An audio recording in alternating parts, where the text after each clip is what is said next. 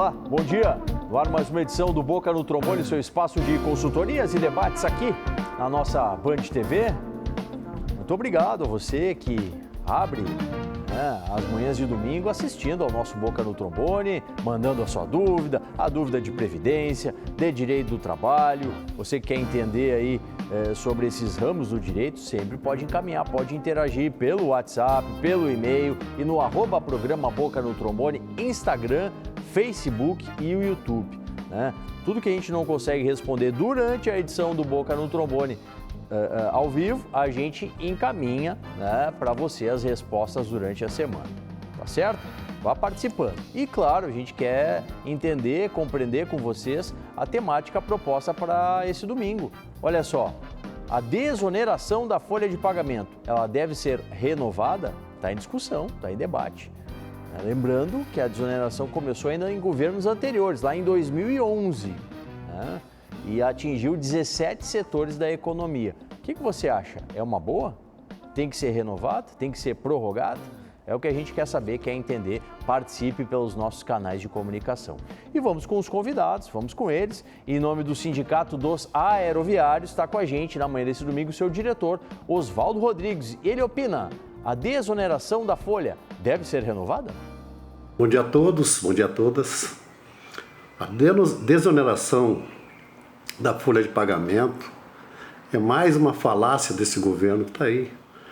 Nós temos muitas políticas sociais que deveriam ser implementadas nesse país que não foram. A única política que está se construindo nesse governo desde o início, desde que começou este governo, é sim beneficiar os empresários. Essa é a política de um governo eleito que não está escondendo nada de ninguém. Todo mundo sabia que tipo de governo que ele faria. Então nós temos hoje um governo que deixa um país com uma inflação já passando dos 2 dígitos em setembro, um país que tem 20 milhões de pessoas passando fome e ainda está querendo desonerar a folha de pagamento. Mais recursos para as empresas. A falácia deles é dizer que desonerando o custo Brasil, a folha de pagamento e as empresas vão gerar mais emprego. Isso é mentira. A gente sabe que isso não vai gerar emprego. Nós temos exemplos num passado recente que se usou outros métodos para fazer o país crescer. E o projeto de lei que visa a prorrogação, ele já foi aprovado pela Comissão de Fiscalização e Controle da Câmara dos Deputados. E nesse PL a prorrogação é pretendida para até 2026.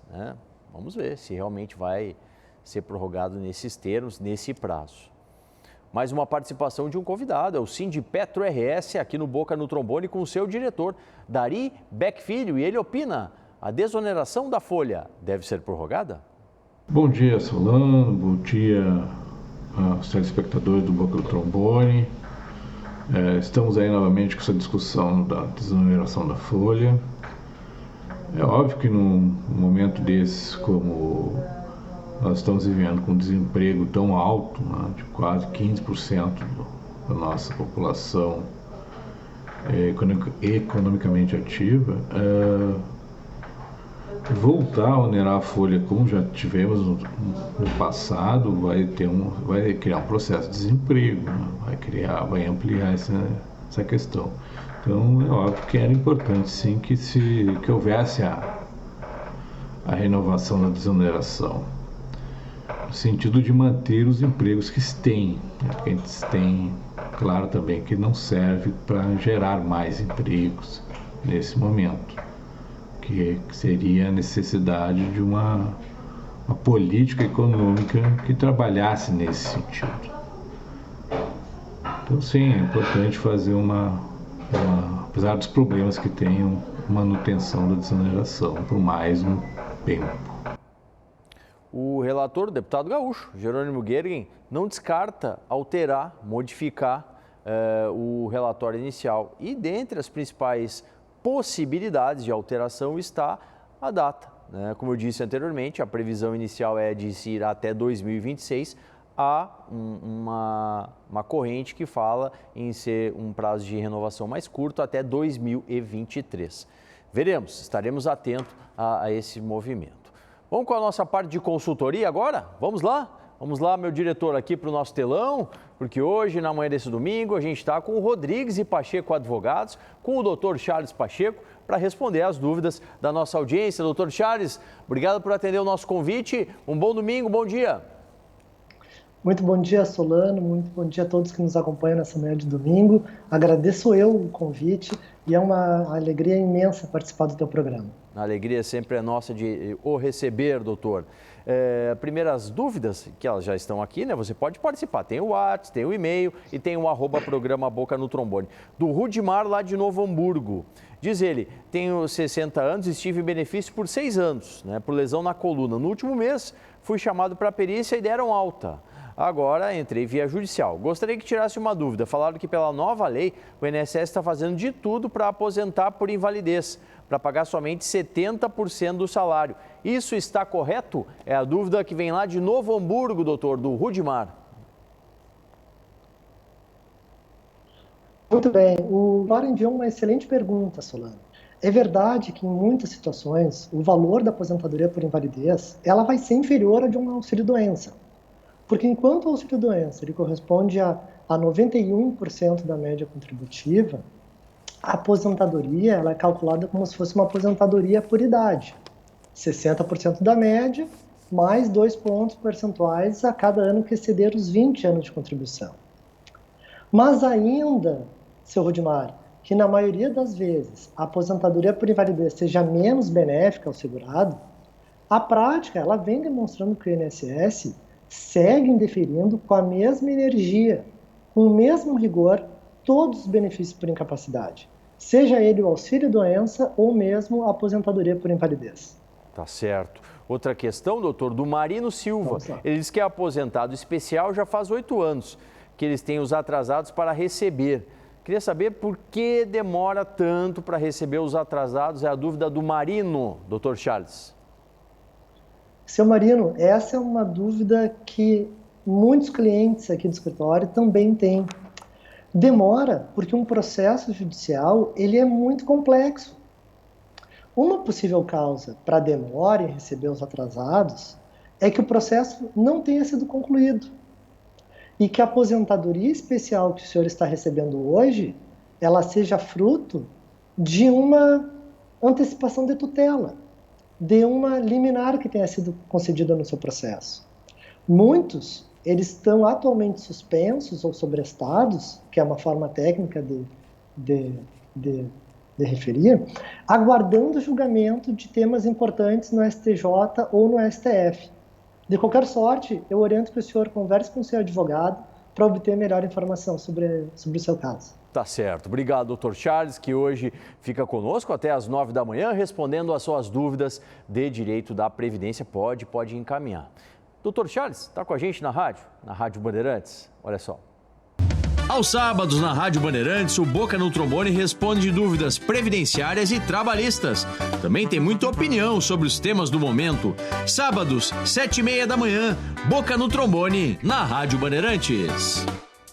Vamos reforçar, é o FM 94,9, o dial da nossa Rádio Bandeirantes. Pauta da fome, você já sabe, temos aqui sim um parceiro, e o nosso parceiro é o Banco de Alimentos. Recado deles agora na tela.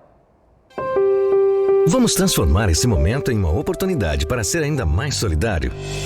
Participe da nossa campanha e doe alimentos sem sair de casa. Acesse doealimentos.com.br, escolha os produtos e ajude você também. É simples, é fácil, é uma atitude que ajuda muitas vidas. A solidariedade é um ato de amor que aproxima. Realização, Rede de Banco de Alimentos do Rio Grande do Sul. Tá aí o convite, para você que pode. Na tela, o portal doealimentos.com.br, você escolhe a melhor forma de contribuir com essa causa, a causa da fome. Boca no Trombone desse domingo está perguntando, né? A desoneração da folha de pagamento, ela deve ser renovada, deve ser prorrogada? Novamente, o Sindicato dos Aeroviários para a sua opinião, com o diretor Oswaldo Rodrigues.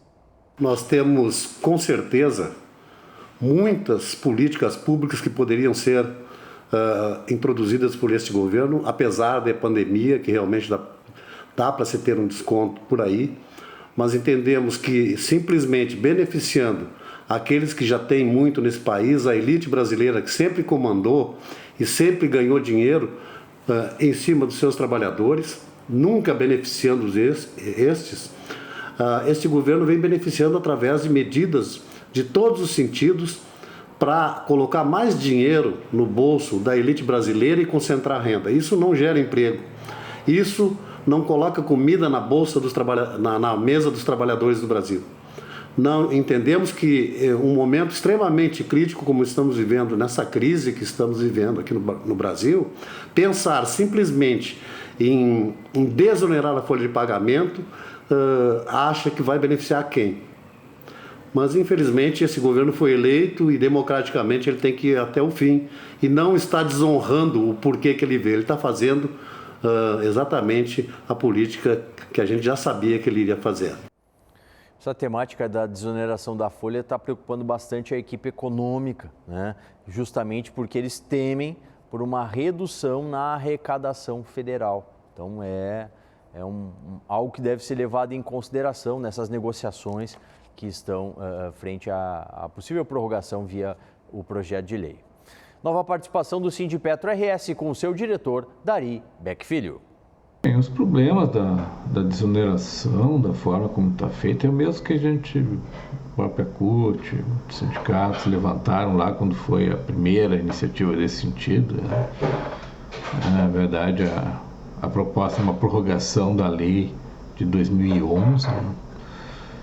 E o problema maior é que não há nenhum compromisso das empresas que estão utilizando dessa desoneração da manutenção do nível de emprego.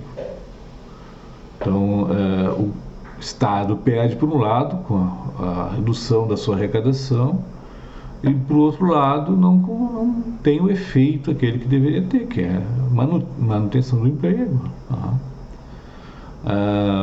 Então, é uma crítica que a gente faz. A proposta que está colocada mantém essa visão curta, né? De apenas fazer a desoneração sem compromisso, e acaba que às vezes o efeito não é o que a gente gostaria, que é o que a gente está vendo com o nível de desemprego que temos hoje. E vamos reforçar aqui, né? O que é a desoneração? Nada mais é do que uma troca, né? A empresa tem a possibilidade de optar, ao invés da contribuição de 20% da contribuição previdenciária ao INSS sobre o salário, a empresa, o empregador, faz um recolhimento de 1% ou 4,5% sobre o faturamento bruto, né? Dependendo da faixa, dependendo do setor, tem essa opção dessas alíquotas diferenciadas. Então, é uma mudança, é uma troca, mas e há realmente a garantia do emprego? Isso está garantido? Não há comprometimento com a Seguridade Social no que toca às contribuições previdenciárias? São reflexões, né? Vamos com mais dúvidas? Hoje a gente está recebendo o Dr. Charles Pacheco, do Rodrigues e Pacheco Advogados, para responder as dúvidas de direito previdenciário que vão chegando para a gente. Essa aqui vem lá de Sapucaia do Sul, doutor, do Léo. Advogados estão ligando para minha esposa para fazer a revisão do seu benefício. Como é que eles têm os dados dela? Ah, Léo, a gente queria saber isso, né, doutor Charles? Exatamente, Solano. Seu Léo, infelizmente eu não tenho essa resposta, mas de uma coisa eu sei, é vedado ao advogado. Eu quero dizer, o advogado não pode oferecer serviços profissionais que impliquem captação de clientela. O profissional que assim pauta a sua conduta, ele comete infração ético-disciplinar e pode ser processado e condenado na OAB. Tá certo, realmente, né? Que faça o contato aí com a seccional da OAB para que se tome as devidas providências. Dr. Charles daqui a pouquinho retorna aqui com as dúvidas de direito da Previdência. Porque agora vamos lá para o mundo do direito do trabalho, no nosso quadro, o Dica Trabalhista.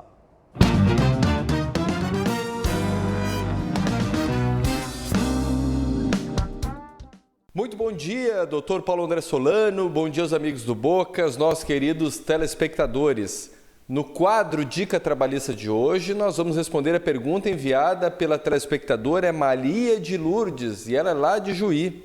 Ela nos relata uma situação muito triste. Ela diz que há 20 anos trabalha na mesma empresa, foi despedida e que saiu sem receber absolutamente nada. Não recebeu parcelas rescisórias, não recebeu seu aviso prévio, não pôde liberar seu fundo de garantia, férias proporcionais também não foram recebidas, e ela nos pergunta o que fazer.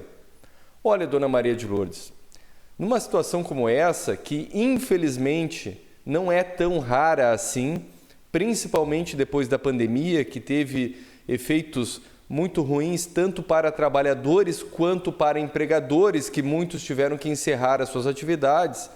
Mas, diante de uma situação como essa, o indicado é que a senhora procure imediatamente um advogado de sua confiança. Por quê? Porque ele vai ingressar com uma ação trabalhista pedindo o pagamento das parcelas rescisórias.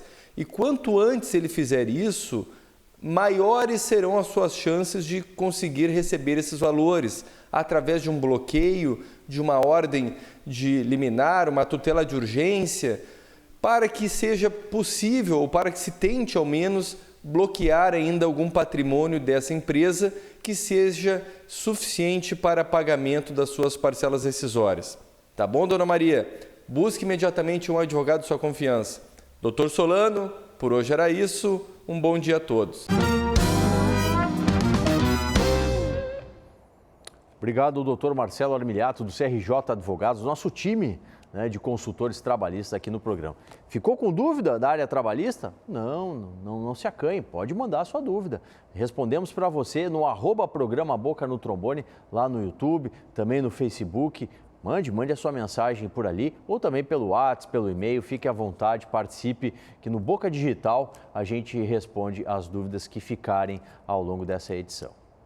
Bom, agora o espaço é das notícias, da ABA, Associação Brasileira de Advogados. Todo domingo, um advogado, uma advogada que representa a entidade, vem aqui nos trazer novidades, trazer as ações que estão sendo feitas pela entidade. Nesse domingo, a gente recebe a doutora Renata Bittencourt, ela que é presidente da Comissão de Direito Criminal da ABA e fala das atividades da comissão.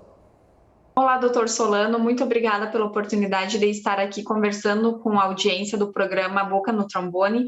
Meu nome é Renata Zanchi Bittencourt, sou advogada criminalista e atualmente estou na presidência da Comissão da Advocacia Criminal da ABA Sul.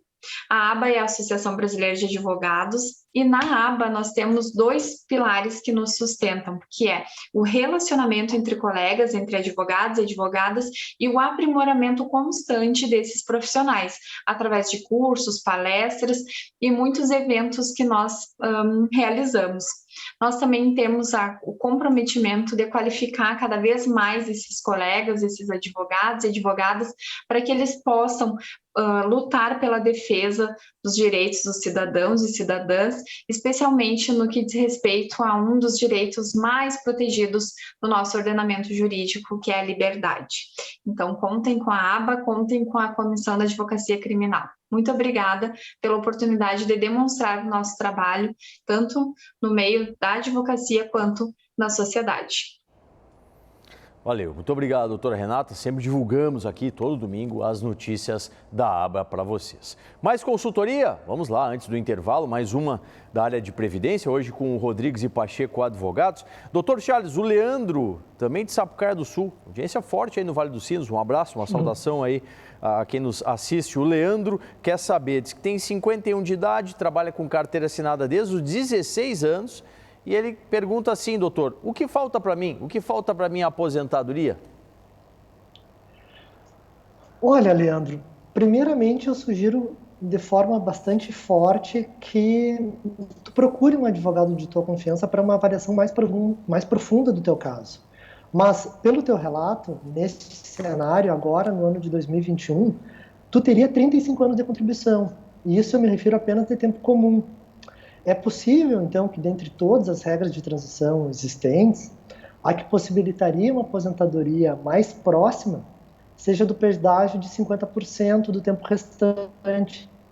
Né? Para isso, teria que computar 33 anos na data da emenda constitucional, portanto, faltaria 1 ano para tu te aposentar. Mas reforço, acho que é muito importante que tu procure um advogado neste momento de tua confiança para fazer a avaliação. Tá certo. Muito obrigado, doutor Charles, que retorna para a gente responder mais dúvidas de direito da Previdência na sequência. Você vai opinando, dizendo o que você acha sobre a desoneração da folha de pagamento. Ela deve ser renovada? Vá participando. Tem o nosso WhatsApp, tem o e-mail, tem o @programa Boca no Trombone à disposição para a sua participação. Tudo isso e muito mais aqui no nosso Boca no Trombone.